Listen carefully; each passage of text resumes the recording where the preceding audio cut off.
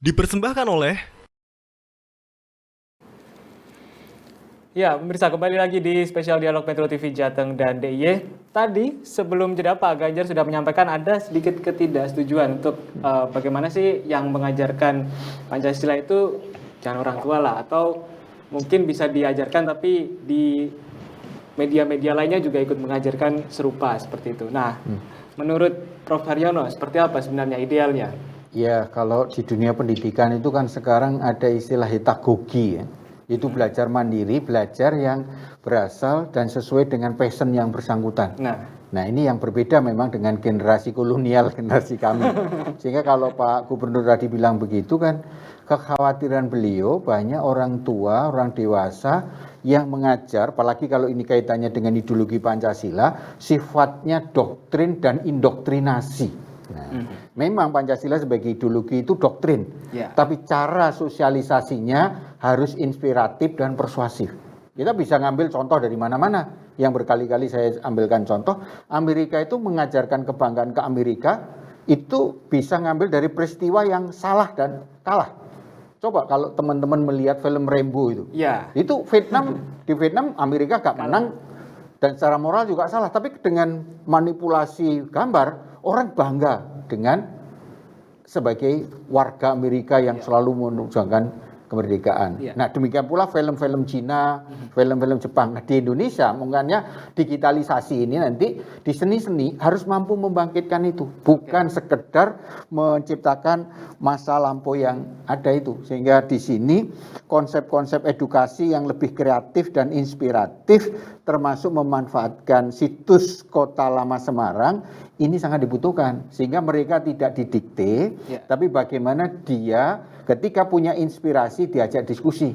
Karena kalau generasi muda sama dengan generasi tua, itu menyalahi kodrat sejarah. Karena di sejarah itu ada change in continuity, perubahan dalam keberlanjutan. Kita memang tidak boleh meninggalkan sejarah, tetapi pada saat yang bersamaan kita juga nggak boleh terbelenggu oleh sejarah. Karena kita hidup di masa kini dan masa depan, apalagi ini kaitannya kami dari BPIP, Pancasila itu bukan ideologi masa lampau, tapi ideologi masa depan miliknya generasi masa depan. Maka yang ditawarkan di sini itu juga harapan.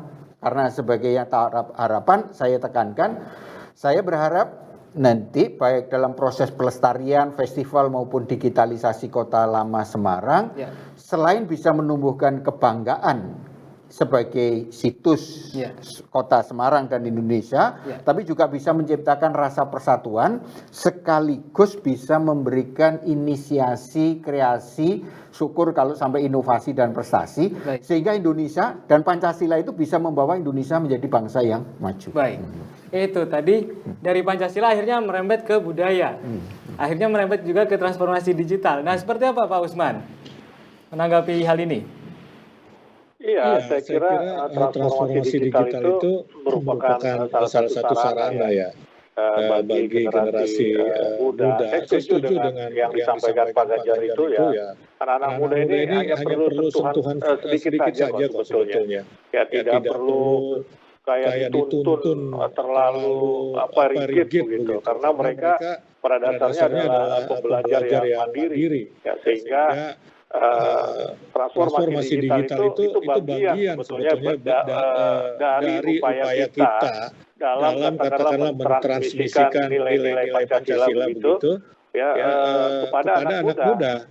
Dia jadi cuma sebagai sarana saja lah. Karena anak muda ini kan akrab dengan dunia digital.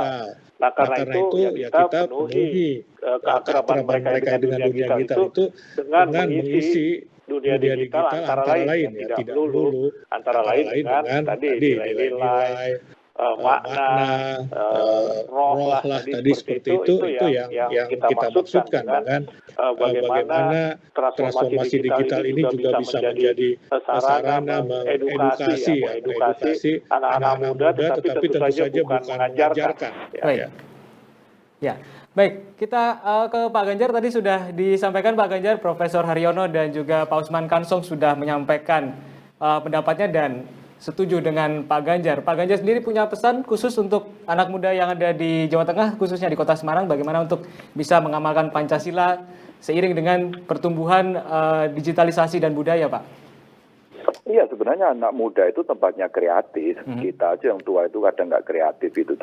Udah tua, pikirannya tua. Ya kan, repot. Tua tapi pikirannya muda lah, itu penting.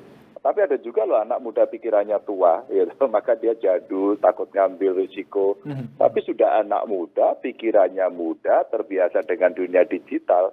Benar, Prof. Haryono tadi, beri saja mereka ruang, ya enggak? Ketemu Bung Usman Kansong, kasih apa fasilitas digital, itu tinggal kita order, tahu nggak? Order aja, buatin gitu, selesai.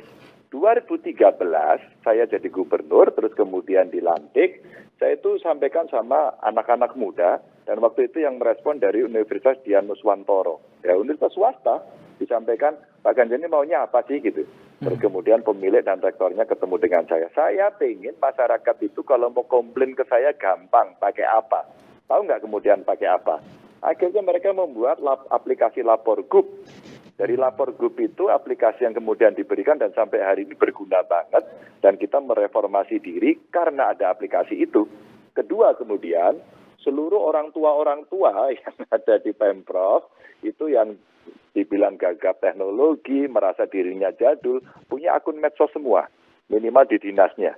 Dan itu bisa merespon dengan sangat cepat ya. Dan akhirnya kalau mereka membuat konten-konten pun menjadi sesuatu yang sangat menarik. Nah, peran anak-anak muda ini yang kemudian perlu kita kasihkan ruang, maka kami membuat acara dengan anak muda umpama UMKM Virtual Expo, Festival Startup Business di antara mereka. Nah, pada saat mereka kemudian bergerak semuanya, barulah kita bicara bagaimana berketuhanan yang Maha Esa saling menghormati, kemanusiaan yang adil dan beradab itu mengajak kawan-kawan mahasiswa saling menolong di tengah pandemi, dan seterusnya. Kira-kira begitu.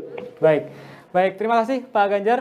Terima kasih juga untuk Prof. Haryono dan juga Pak Usman Kansong. Pemirsa, itu dia tadi spesial dialog Metro TV Jateng dan DIY. Saya Novan Rosa mengucapkan terima kasih atas kebersamaan Anda. Sampai jumpa.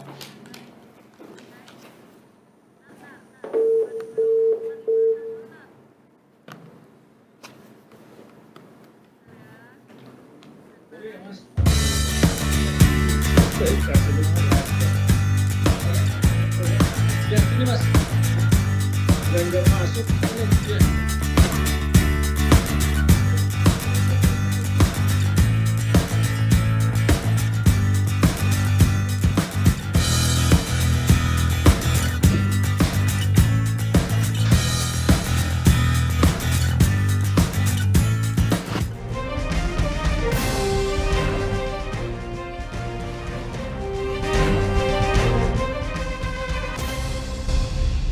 Dipersembahkan oleh